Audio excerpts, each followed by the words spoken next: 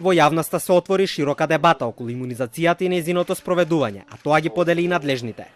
Од менаџерскиот тим на детската болница Козле сметаат дека имунизацијата треба да биде услов за децата да можат да одат на училиште.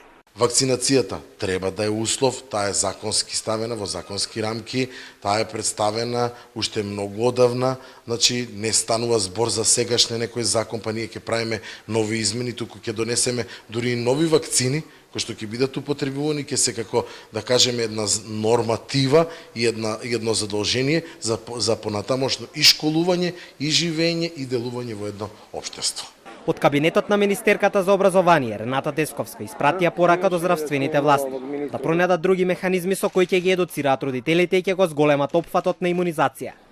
Тие велат, децата не смеат да бидат изоставени од образовниот процес по ниедна цена. Заменик министерот за здравство пак потенцира дека имунизацијата е родителско право, а не обврска. Индивидуално право е на секој родител да одлучи дали ќе го вакцинира своето дете или не.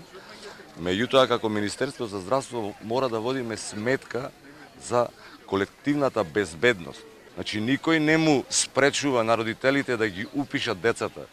Меѓутоа, наша работа е да ги увериме тие родители дека вакцинирањето на детето е позитивна работа.